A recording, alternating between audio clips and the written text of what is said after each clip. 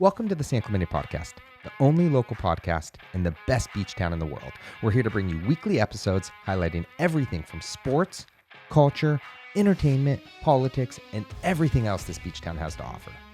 Hello, and welcome back to the number one podcast in San Clemente, California. I'm Jeff Moore, your host, and joining me today is my incredible co-host and good friend, Brian De La Puente. We have a very exciting podcast coming to you with an incredible guest, Rebecca Robles, who is a member of the Juaneno Band of Mission Indians.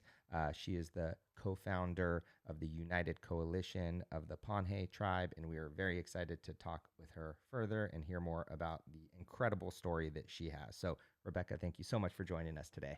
Thank you for having me. Absolutely. Did we say that correctly? Can you? Well, it's not really the Panhe tribe. It's the Panhe is one of the village, but Okay. I'm a descendant of Panhe village, and I'm a member of the Juaneno Band of Mission Indians, Acjachemen Nation. Gotcha. Okay. Yeah. It's confusing. Yeah. It is. And like we've been talking about earlier this morning, it's not something that we were taught in school. So Right. I'm excited to hear your story and kind of give a lesson to all of our listeners about the history, and it's in our backyard. Yeah. So should we start with the event happening this Sure, weekend? yeah. Okay, and then we can go from there. Yeah. So this weekend, March 24th, we'll be having a spring gathering at Panhe Village down in San Mateo at the campground. And this is our 16th year having it. We host it with the state parks.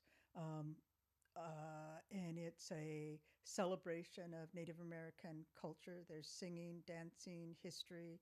There's environmental groups, and it's a very fun event. And we invite everyone to come down and join us. Well, what are the times like throughout the whole day, or No, it's from 10 a.m. to 4 p.m. Okay. And then because it's a very small area and limited parking, we have a bus. The bus is at Concordia School. It comes every half hour, and people can park at the parking lot up at Concordia. Okay. And then they are transported down to the campground at San Mateo. Awesome. I didn't talk about the food. There's Native American food. There's fried bread. There's coffee, snacks. There's a taco truck, and like I was saying, there's singers, dancers, and Very cool. And is this something you guys? You said 16 years. Is it Yeah. right around the springtime? right. It's right around the springtime. We used to have it at Earth Day, but there were so many competing events that we don't do it at Earth Day anymore. Okay. But it's to highlight the Native American culture because, like you were saying, most of us, not just in San Clemente, but all up and down the state, we know the history, but seldom does it start with the indigenous people, the Right. Native Americans that lived here.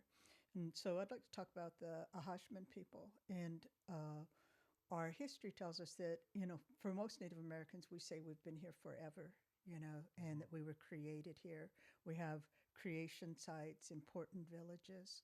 Our creation site is north in a place called Puvungna, and Puvungna means the gathering place. It's in present-day Long Beach. Okay. And so the area we lived was from the very south of Los Angeles County to our furthest south village is Uxme, which is where Las Flores is on Camp Pendleton. Okay. And then we go to the east to the mountains, like Okay. Hemet, Corona, in Okay. that vicinity, and then obviously the Pacific Ocean. And I have a hard time with, the timeline, but like I don't really know what forever is. These archaeologists, anthropologists, they say that we've been here for at least 10,000 years. Some of the sites are like there are sites up in the Channel Islands that date back to 45,000 years. Wow. Yeah, and so people have been here for a very, very long time. Right. And the reason I got involved in all of this was my mother. My mother was Lillian Robles, and she had a really big dynamic life. And she spent the last 15 years of her life in protection of sacred sites and culture sites because she had seen so much change and so little regard for the Native American history. And so she started she worked diligently to protect the sites, but what she said was that the land, that it was a repository for our culture, and that it was very important for us to go to these places, to pray, to sing, to remember our history at those sites. And so we became involved down here.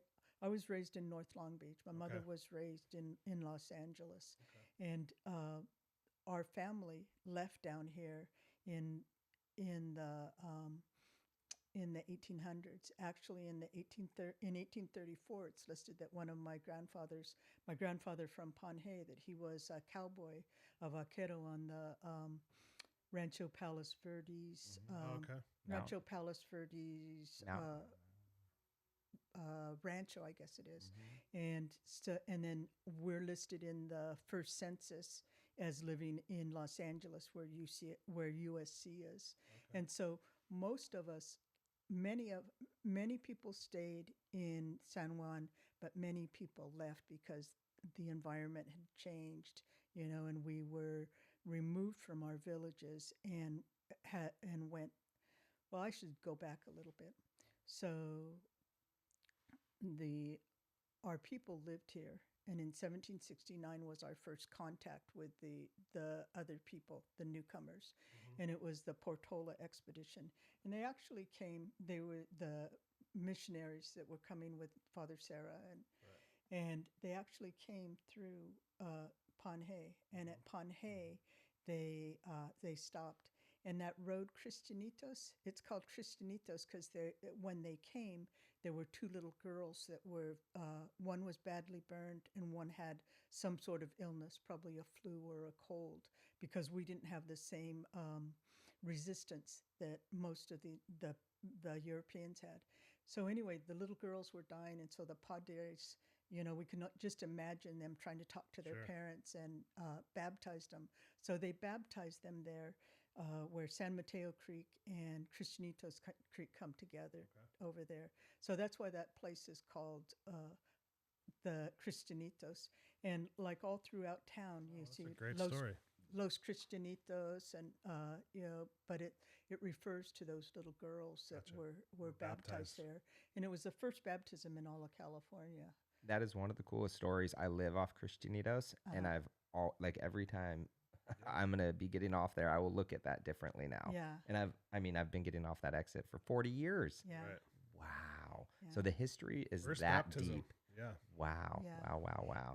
And we can just imagine, parents whose children are, like are passing away, and everything's changing. So anyway, so from there we were inducted to the missions, and we were kind of forced to go to the missions, and we were the labor source, and it was the average lifespan of someone who, once they went into the missions, was 6 years, because it was a very harsh environment. Wow. You know, the the Spaniards, that, like, they were soldiers, and so they didn't come with their wives. So anyway, the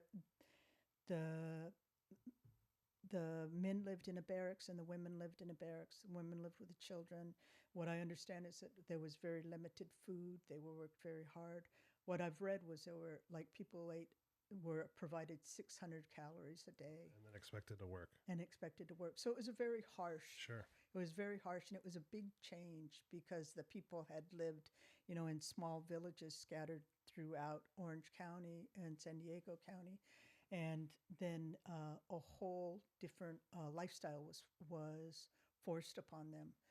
So we survived, like, and there was great change because we were under the Spaniards and the mission system, and then it became Mexico, and then it came in the United States in a short period. And each time the the rules changed, Right. and so we had to adjust rapidly. And there was a lot of sickness, a lot of displacement, and I was alluding to it. It was like, it was a very, very harsh time, but we did survive. And like, there are. What year was this again? Okay, so Like, so you're 1769 okay. was our first contact, Mm-hmm. and then California became a state. I don't know the exact dates for Roughly, the yeah. California became a state in what is 1850? Mm-hmm. Yeah, so that's a And you said your family, you had a grandfather that moved up to L.A.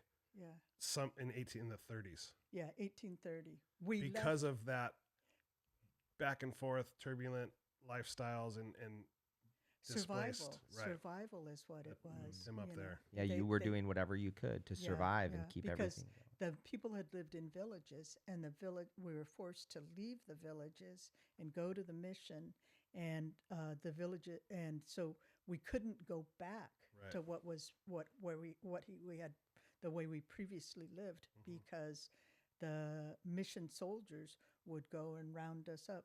Many people fled and went to like Paula, Saboba, Why over were there. they like just for a safer, easier life, or They didn't want to live in the mission. They didn't want to live under that system, and survival. Sure. So just for the Juaneno band was several villages in this area that were all pulled into the San Juan Capistrano mission. Right. So every mission up the coast essentially had a group of villages that they pulled from. Is that correct? And that's kind of how you talked about like the San Luis Rey mission having a band of Indians down there. There was one up at San Gabriel. Okay, so that's kind of how that label was kind of given to the villages. Right. This is where you belong. This is the whatever you.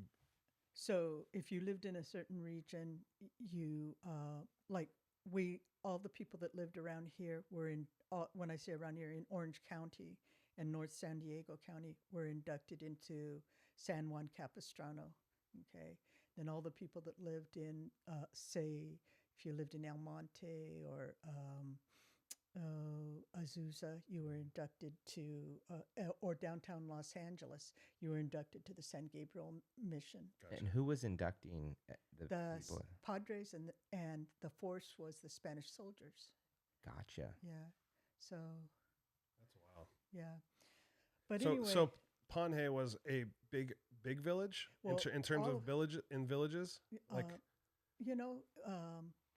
let me just say, like it's really hard to think because there's so many people here. Right. But at the time of contact, they say that there were probably 350,000 to 500,000 people living in the whole state.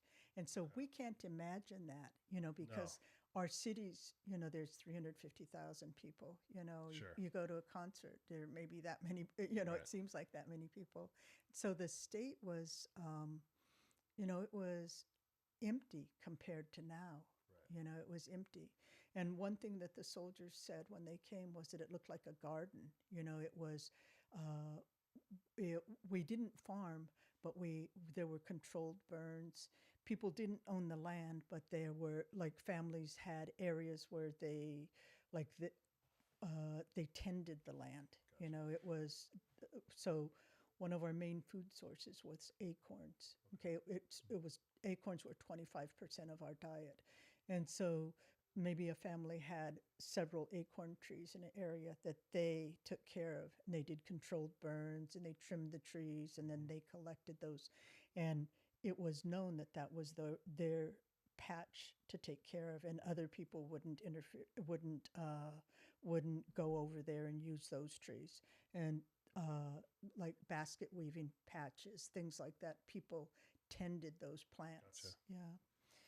So it was it's hard for us to imagine people living that way. And you were asking about the size of the villages. Most villages, there were like 250 to 300 people. In Chumash, or the people that are in Santa Barbara area, their villages were a large village would be 1,000 people, and even that's small compared to the way we live now. Yeah. So, And what was the hierarchy in these villages? okay, there was a traditional chief, and his main responsibility was to make sure that the ceremonies were done at a certain time. And then there was a new who was the spiritual leader, and there was a I can't remember the name for it, but there was like a spiritual center in each village, and then and there was a Corone who was the female leader, and then there was each of the villages. It was mostly family and extended family. Now, when you say spiritual leader, are you at this point religious, or is it more? It's more a lifestyle, is what it's like. It's not a church. It's someone who. It's a lifestyle. It's every day living. You know. Are you trying to stay connected to like descendants and people that have gone before you, or giving praise to the land and the food, or? I think that I know that there were certain ceremonies done at certain times. I know that person was responsible for leading the people, and like if there were problems, helping with problems. So but it wasn't like a religion. It was more like a counselor or Yes. a person designated to be help the people through their daily lives. Gotcha. Cool. So now we're kind of cruising through history. We have missionaries. It's rough. The tribes are getting split up. The tribes are getting pulled into helping build the missions or solely build them. Once a mission is completed, what is it then? Okay, so then, so the mission, it was established to be like a pueblo, Okay. and the land was it was supposed to only be for a period, like 10 or 12 years, and then the land was supposed to go back to the people, the Indian people, and then that was under Mexico, but then it became Spain, and in Spain, the way they divided the land was they gave large land grants to soldiers and people who had been helpful in establishing Territories and area. Yeah. Wait, I said that backwards. It was Mexico. No, it was Spain, and then it became Mexico. It was Spain, and then it became Mexico. So under Mexico, large land grants were given to people who had been prominent soldiers or who had been helpful in developing the mission system. Isn't that wild to think like that where we live now used to be Mexico? Like it used to be such a different world. Yeah. Well, I think about that like in Texas where all this stuff is going on, and you think, hey, remind them that was Mexico. Yeah, that was Mexico. Yeah. Exactly. Just an arbitrary line, essentially. Yeah, that's all it is. Yeah. And that's what I find about the borders. The borders are arbitrary lines that were invented. And we didn't ever, I hear this saying, we didn't cross the border crossed us. Wow. And it, like, because there are tribes along the Kumeyaay that are in San Diego. They have, they go back and forth because there are villages on both sides. In Arizona, the Tanamo Oram, they have villages on both sides. And some of them have dual citizenship because they, their families live on both sides of the border. So we were at the large land grants, okay? And then when it became the United States, what happened was the people who held the large land grants, they were they had large land grants, like thousands of acres, but they didn't have any money, and then they were, the system changed under the United States and people were responsible for taxes. And so then the large land grants were broken up. They couldn't maintain them, and so they were sold. Right. And that's how it became cities. So the U.S. wins the war against Mexico, right? Yeah. We become a state, and then they start redividing. And at that point, there was no land granted to the Panhe chief existing in the Acjachemen there were at Los Rios. There were like small sections of land. Blocks of land, and but as far as like for other areas, there weren't. was very unusual for an Indian person to get a land grant at all. Wow. There were few in the state that I even know of. Wow. Really? So we became landless in our own native land. And like I told you, there were treaties. There were 18 treaties that were signed, but they were never ratified. And so we became landless. And so we have this very curious relationship with the land, because we have these real strong spiritual, religious. We know that our families were there for, we call it forever, but at least it's documented in mission records. It's documented that they were living there in the 1769. But we have very limited access to it because it's either private land or the Marine base. Mm-hmm. And that's why this is a good segue so that's why I got involved with the San Onofre Parks Foundation, because we were working to preserve the land and have access to the land, and that was one way to provide education and be be able to tell the story and the interpretive information that the state parks was putting out. Mm-hmm. And so I was on the board of the San Onofre Parks Foundation for 9 years. Yeah. So what land are you referring to here? I'm referring to Panhe. I'm referring to the San Mateo Valley and the San Clemente. Okay. So when you talk about the San Mateo, personally, I think of the campground. Yeah. Uh-huh. But when you're talking about San Mateo and the San Mateo Valley, you're talking about from where to where? I'm talking about all of that valley where Trestles is, all the way up to the mountains, And that's kind of people were sprinkled. And that area is an archaeological district because there are so many villages in there. There are like at least 20 places where people live. Really? So is San Mateo Campground itself Native American? Anything significant? Oh, big time, Yeah. big time. That's when we got involved in the like I told you, I was raised up in Long Beach. I always knew that my ancestors were from, I thought, San Juan Capistrano. But in the 1980s, it was the El Nino year, and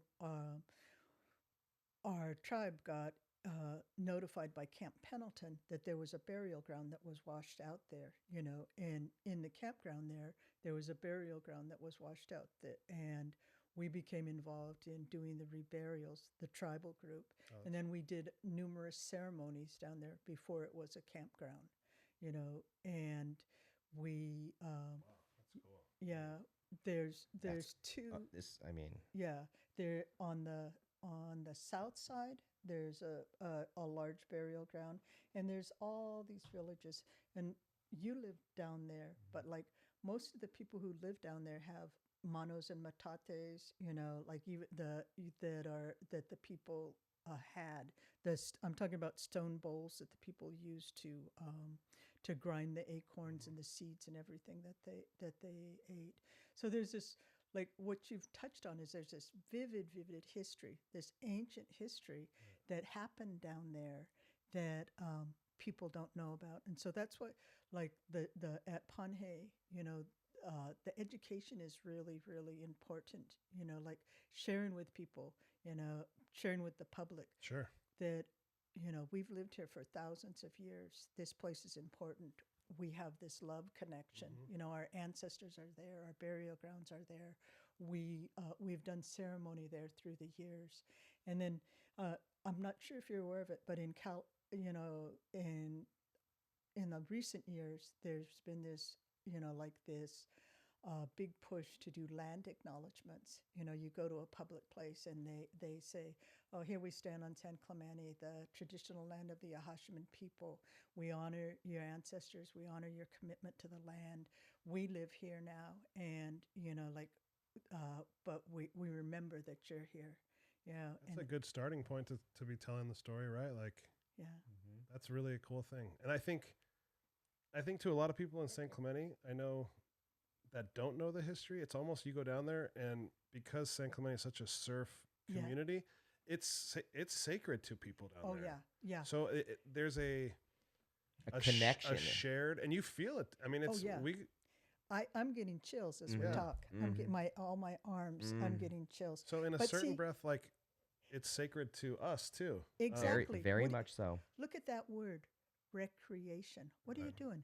Recreating. You're recreating yourself. You're connecting with like the land, the water, the people that have been there before, the trees, like everything, and so I know that, but it would tickle me when people say, oh, the surf culture here in San Clemente. And I say, yeah, there's a little bit more underneath. There's a lot more. But there's thousands and thousands of years of history. But I think, and like there's now the latest thing, like in addition to the land acknowledgement, there's huge land back happening. I don't know if you, like in the newspaper, if you ever see that, like the Yurok tribe in Northern California, they just received, I think it's 250 acres back, from the federal government. In Los Angeles, the Tadaviyams, who are one of the tribe at San Fernando, they just received 500 acres that were given back to them through a nonprofit. The Segurite Land Conservancy in Oakland, they've received numerous land back up there in. You've heard of them? No, I didn't. Okay. I mean, these stories don't get and then shared at all. Are these undeveloped pieces of land? Well, in Oakland, it's urban land, but they're in Oakland. There's shell mounds, that were burial grounds, and so the shell mounds are included. So it's urban land, but there's sacred sites on it. In Bolsa Chica, in Huntington Beach, the Acjachemen Land Conservancy just received 6 acres of land on Bolsa Chica Mesa, and they're a land conservancy. And so all land back is a huge thing that's happening, and there's all kinds of grants for tribes, and there's all kinds of things happening like they call it traditional cultural knowledge. Because everything's changing so much, and the global warming and the ocean rising, like scientists are saying, hey, look, the native people, they lived here a long time, and you can't tell. Right. But you can't tell, and that's one thing that people always say, well, where's your pyramid? Didn't you build any any ruins here? All of our stuff was material. All our material culture was stuff that broke down. Our homes were clay. Quichas made out of willow. We call it quicha. The people up north, Gabrielinos, call it quiche. But anyway, and everything that we had broke down except those stone bowls that you see, the manos and matates. Right. Yeah. So the impact is so much smaller. I would do anything to be able to go back in time and me just too. live a Would you little. take me? Yeah. Yeah, absolutely. Even for like a week and get a Yeah. glance. And that's why I enjoy this story Yeah. so much. Yeah. Well, that's I mean, when you go down to surf, you disconnect. It's you're like, there's a very Christianitos, there's a very clear line, and you are now not in San Clemente. Essentially, you're in a little paradise. You're in a little really special place, and you can feel it. You can absolutely feel it. You kind of know that there have been people living here for thousands of years. Yeah, respecting the land, living off the land. Yeah. It's apparent, and I understand why they chose there. Like it had everything. Yeah. And it had. I mean, like, it's easy to idealize it. I'm sure there were problems, but it had to be like a garden, and it was so much simpler, than the way we live now. And I think that's what, like, I think the important thing is that we're connected, You know, we're connected to the important thing that I want to share is that we're connected to the land, and that what we do really matters, and that we like if we're in one of the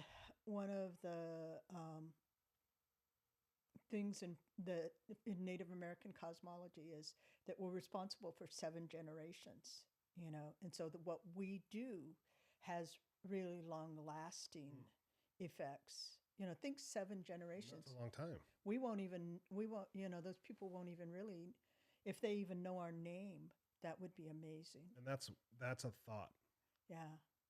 That's something that was passed down. That is something that it's a core value of most Native Americans. You know, there's 500 tribes in the U.S., you know, and like in California, they say when the first Europeans came, there were more than 250 languages being spoken. Wow. You know, California's, because it's so diverse, the tribes were small. That's where we started. How many people were in the tribes? Right. You know, they were small villages, small tribes. You know, we weren't like the Plains people who had a big, you know, like centralized and everybody was a tribe. We were family groups, you know. And did those tribes mix or not really? Oh yeah, they did. Because really think about it. If you had 250 people living together for generations, you're going to be related. Sure. And so of course you'd want to marry somebody who was from a different tribe or a remote village from you. Right.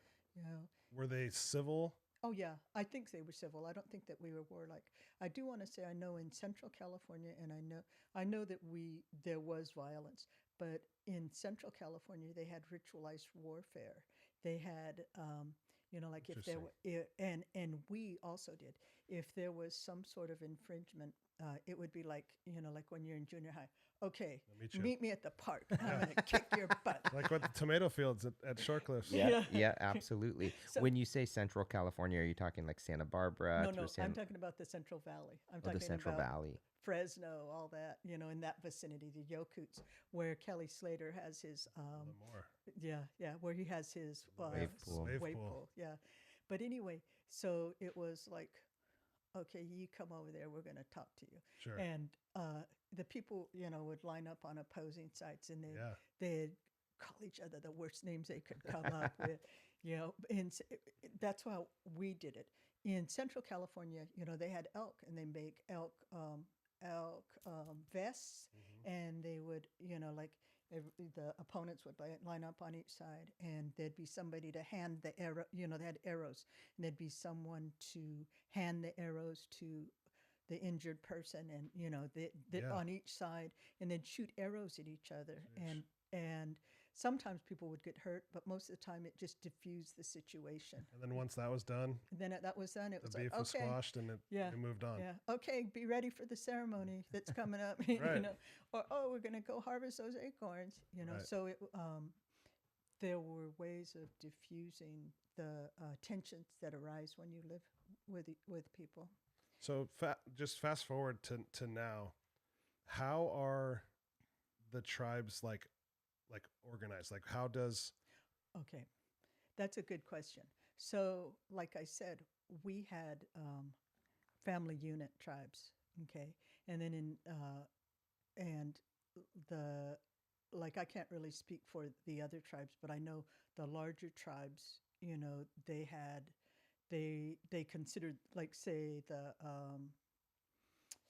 let's say the people out on the plains, they had large tribes, right. And they had chiefs and war councils and people that talked to each other, but we were small family units. Okay, in the 1940s, Franklin Delano Roosevelt, he said, "Okay, you guys, all you tribes, you got to have constitutions, and they got to be like our constitutions." So we had to the tribes had to establish constitutions that were role modeled after the U.S. Constitution. So is it a Juaneno constitution, or is it the bigger? But we didn't even establish a constitution until the 1970s. Wow. You know, we it's were only 50 years ago. Yeah, we were we were a community that had gone through a lot of disruption and a lot of change, and we were the you hear of Clarence Lobo. Okay, Clarence Lobo was the leader, and Clarence Lobo knew that we had lost our land base, and he tried to unify the people. And there was it's called the Federation of California Tribes in the 1920s. There were people out on the desert. You know, when I say out on the desert, it's the meetings were out in Riverside. Okay. You know, but we sent delegates to that, and they were people that were trying to, work together to gain political power, to have more benefits and land. Okay. So in the I guess it was in the late 60s, Clarence Lobo, he was the chief, you know, and you'll see him with plain style war bonnet headdress, and he went to Washington D.C. to lobby for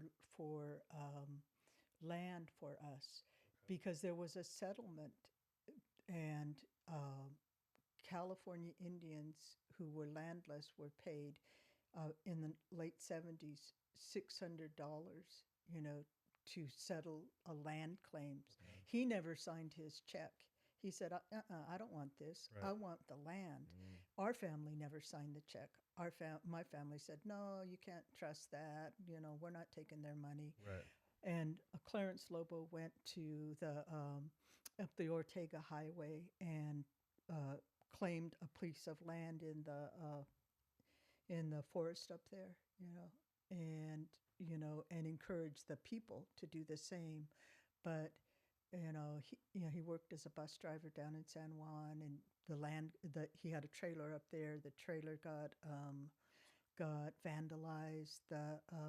The people didn't rally and say, yeah. They right. didn't support him. They were more conservative, or and so he left up there. And anyway, so I'm not sure where we were going with that. Are there 500 tribes today in the United States? Yeah. I think that's what you're asking, right? Modern day, current day, like just what we started as how did things get organized, and I was kind of just leading it up to you started the United Coalition to protect Panhe, right? So. Right. Can you talk about starting that and the role that you played in? Okay. So I was co-director of it. There's a young woman named Angela Mooney DRC, and we saw each other. We understood. Okay. So we knew we had been doing ceremony down there at Panhe since the 80s. Okay. And we knew that it was a burial ground, and we knew that it was a sacred place. And we heard that the toll road was going to go through there, and we had worked with the environmentalists. We had worked with Surfrider. We had worked with, I had worked with Surfrider. I had worked with Sierra Club. With Sierra Club, we formed a sacred sites task force, in Orange County, because there's other sacred sites also. Sure. So anyway, I saw Angela at Angela and I were from different, I didn't know her well. We were from different groups of people. And so I said, we can't let this happen, and she said, yeah, we can't let that happen. We can't let the toll road go through there. So we started working together, and we went to our community, and we got agreement that we had to take a really strong stand. And at the time, there was, there was a lot of knowledge that it would affect the Trestles, and there was a lot of knowledge that there were 10 endangered species in the San Mateo Valley there. And we said, hey, they haven't said anything about the Native Americans and the sacred site there. Right. It will totally alter everything there. and all the little pocket mouse. Sorry, the little pocket mouse is getting more publicity, and the surfers are getting more attention than how it's going to affect us. And so we started. We just started going to all the meetings, getting support. Going to city council meetings? Going to city council meetings, going to Native American Heritage Commission meetings. We went to, like I said, we were already working with the Sierra Club. We went to Washington, D.C. twice. We went to Sacramento at least 3 or 4 times working with them. And then we started asking other tribes to support us. We had 23 tribes, that supported us and opposed the toll road. We went to the Native American Heritage Commission, which is a commission like the Coastal Commission, and we asked them to file a lawsuit because there's a law against it going through a state park, a road going through a sacred site in a state park. And then like the builders of the road, they said, well, it's not really a state park, it's leased land, but it did hold that it was against the law. And so the Native American Heritage Commission was part of the lawsuit. There was the lawsuit against the toll road down there.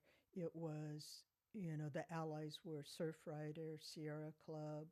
Oh gosh, I can't remember it, but it was like one of the environmental groups that, like not the Center for Biodiversity, but one of those big ones, Okay. But anyway, so we were part of that coalition. Gotcha. We became part of the coalition. How close was the toll road to actually going through? That's good question. So the toll road would have been devastating because, like I told you, the San Mateo Valley is an archaeological district, and it's eligible for being listed on the National Register of Historic Places. And that's what gets me is that, like, and this is something my mother would always say, we have this connection, but this is really California history. This is really national history. Everybody should be concerned about it. And when you look at other countries, like in Mexico, the culture sites, they're not owned by individuals or on private land. They're owned by the government, and the government says, hey, we got to preserve this. We can't let people build here. In Japan, I have a friend who's Japanese, and she said, same thing in Japan.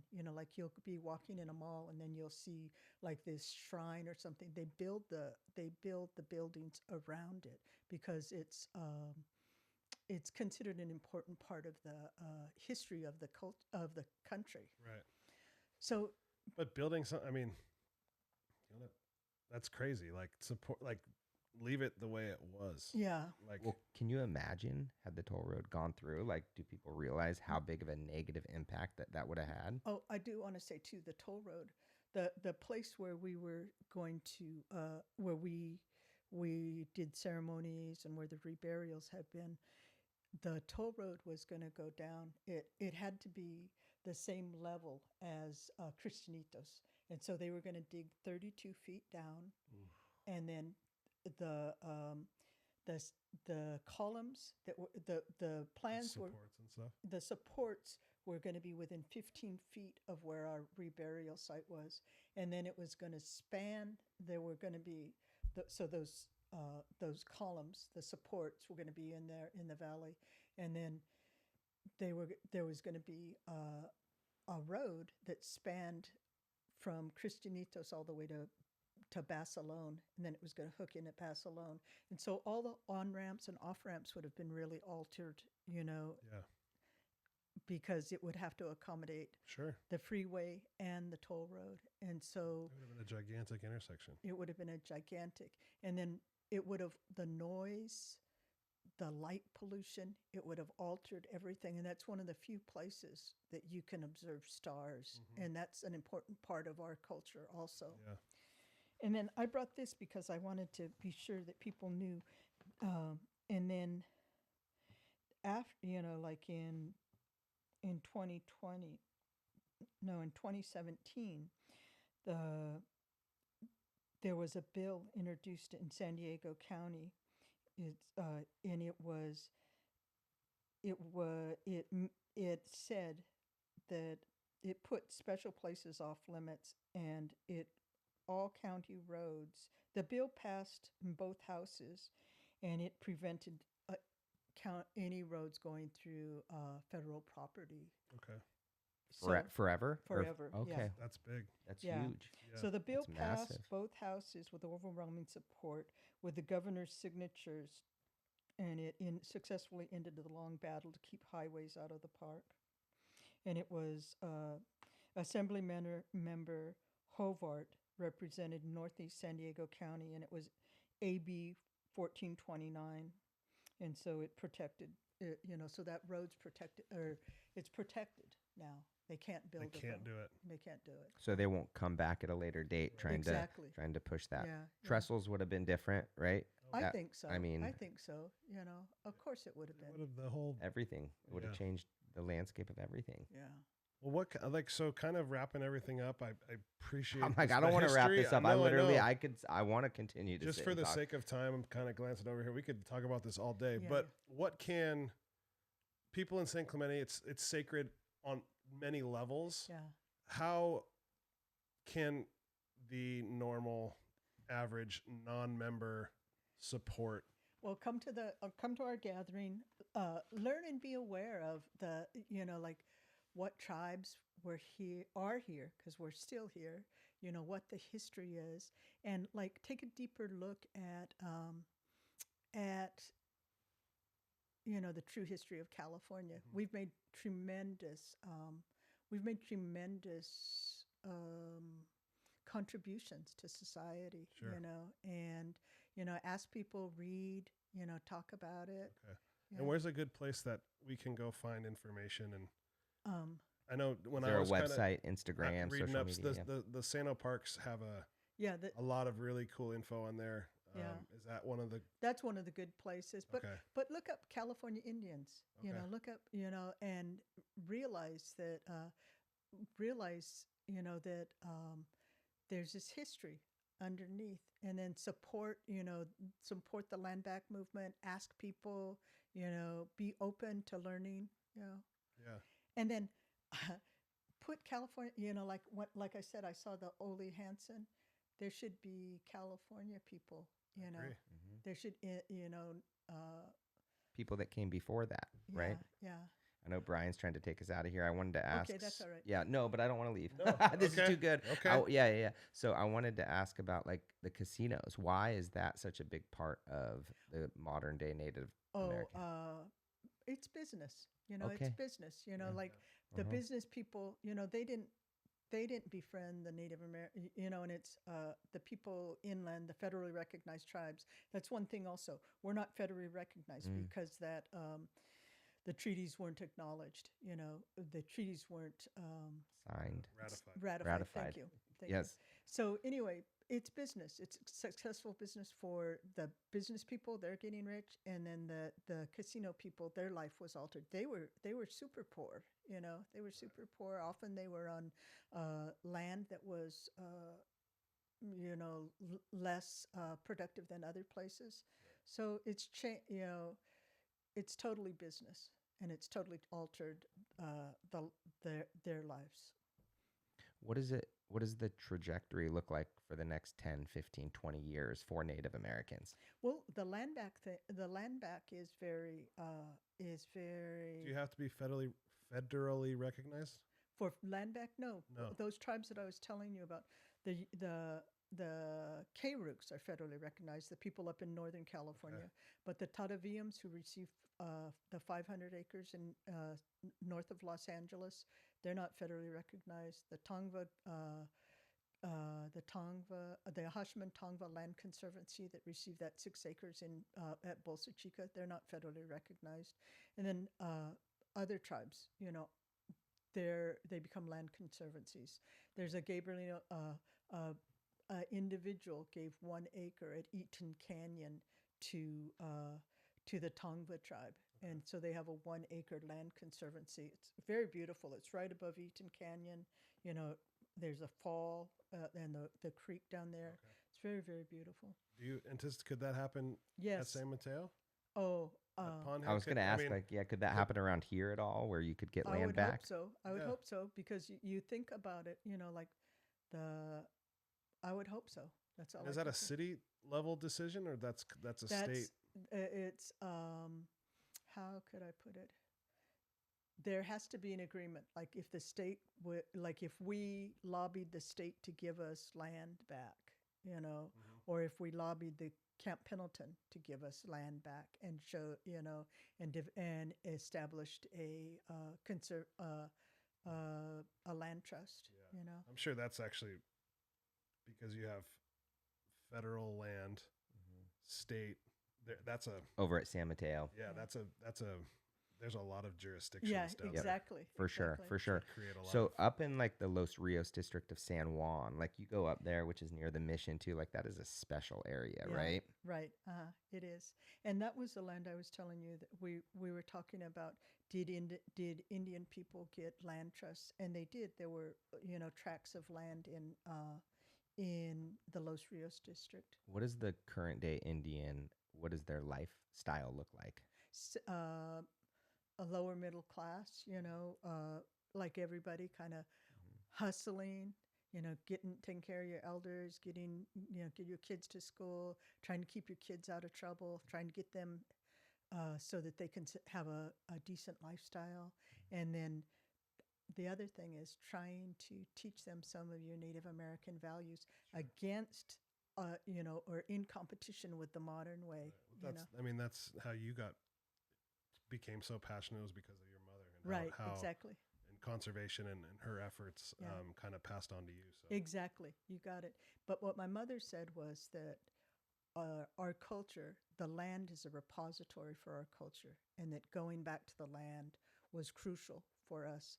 And then I know we're getting over, but when you look at society in general, you know, we have a lot of problems. You know, the depression, the suicide rate, the violence, the homelessness. There's a educator. She's a psychologist. Her name is Lisa Miller, and she's affiliated with one of the back east, the big colleges back there. And you know, like what you know, like I can say this and I just sound like kind of some kooky lady, you know, but what she says is that our connection, you know, like that connection, that she has the remedy for depression, the drug abuse, you know, and that it's like that we've forgotten that we're connected to the land, to nature, and then to each other also. And like she said, it's Columbia University. She said when she would do, like 20 years ago, when she would do these seminars, she said the medical people, you know, the physicians in the room, they'd get up and walk out. But that in the recent years, she's been able to document it with MRIs and how the brain waves change, and how, you know, how the going to nature, we know that it helps, you know, and that's why the surfing, you know, that's what it's what keeps us sane. Absolutely. Sure. You know what? Yeah, I'm so passionate about this too. And I was listening to a podcast the other day, and they were talking about how a lot of the technology that's coming forward, like red light therapy or saunas, or being grounded, right? Like going outside, right? I'm like, this is going back to like when the people were the happiest back in these days that we're referring to, right? And being outdoors, and people are making a push for that, right? They want land, they want to harvest their own food. And simplify, reconnect. Yeah. I love that message. Yeah. So look up Lisa Miller, because she's really, you Lisa know, and like I say, it quantifies, and that's a lot of the work that I've done. Like I, you know, like when I would go and, you know, like talk to city councils and say, our ancestors' bones are there, they shouldn't be disturbed. Well, you know, they'd say, yeah, lady. But if I worked with, if the archaeologists, you know, that I work with, if they say that site radiocarbon dates back to 10,500 years old. You can quantify something. Yeah. And so this quantifies, like and that's what that's why I keep working so diligently. To me, we're like we're not as mature as our technology, and we're moving faster and making all these changes, and we have the remedies. We have the remedies for society for these things I'm talking about. Sure. And it's not Narcan. No. It's being in touch with each other, taking care of each other, taking care of the land, making sure we have community, like you said, walking barefoot on the land, And so we have these simple remedies that will, eating, the food that we grow, and, connecting with our spiritual self too. Absolutely. And at the end of the day, and this is why Brian and I wanted to do the podcast, is because we want to be good human beings. We want to collaborate with other like-minded people. We want to be able to share great stories and hopefully preserve a part of the culture that we got to live growing up here in San Clemente. And it's way different, huh? It's different than 10 years ago. 100%. Vastly different than 10 years ago. And it's scary to think with where technology's at, where it's going to be in 10 more years. Yeah. And so it's up to us to share these messages and to help support these stories. And so and that's what I feel like too. That's why I do this work. Like I go, we weren't super rich, but we had such a dynamic, childhood, like we could ride our bikes and our mom 100%. would say, be home before dark. That's exactly it. Absolutely. And that's kind of how we grew up too, right? Yeah. Be I home. bet it was really nice growing up here. Yeah. I bet it was like idyllic. We spent a lot of time down in that zone riding our bikes between the state park and just south of Carl's Jr. There was that whole zone. It was really great bike riding, and we spent a lot of time down there. The main portion of the village at Panhe at Contact was in that low spot where the freeway is now. Yeah, that's wild. And you know what's cool? My wife and I were just talking about this last night, and we're going to do it. We're going to get a campsite over at San Mateo, which is wild because we live right across the street, but there's something in us still where we want to go spend time outdoors, camping, like living that. Yeah. Isn't that fascinating that you still have that desire to want to do it? Yeah. I'm going to camp there Saturday night before our Panhe gathering, but it's cold. It is cold. It is cold. It'll get cold. Yep, it'll get cold. Absolutely. Well, thank you so much for having me as a guest. That was a very fun. I think we could talk about. I like the reconnecting and the nature and because the historical. You don't hear the perspective of the Indians very often. No, never. It's always a doctor telling you or somebody but to hear a perspective and in closing, being reconnect, slow down, go get out in nature, and it's going to solve all your problems. It's pretty simple. Yeah, absolutely. And you're very good at articulating your story. I literally could sit here for hours listening to you. So thank you for sharing your time and your passion and all of that. You're so welcome. I want to tell you, when we end our prayers, we say, all my relations, and so that's the one thing I want to say is that our connectedness, we need to remember our connectedness, not just to each other, the human beings, but to everything, the earth, so water. you end a prayer with all my relations. All my relations. Yeah. All my relations. All my relations. Yeah. Well, thank you guys. It was really nice. Thank you. Continue the good work and come visit us next year when we're getting close to the event. You're always welcome. Absolutely. Thank you so much. Right on. Awesome. Alrighty. Thank you, Rebecca. You're welcome. Thank you for listening in. Join us for another episode next week, coming to you from our studio on Del Mar in downtown San Clemente. Make sure you follow us on Instagram at the San Clemente Podcast and subscribe to us on YouTube and Spotify so you never miss an episode.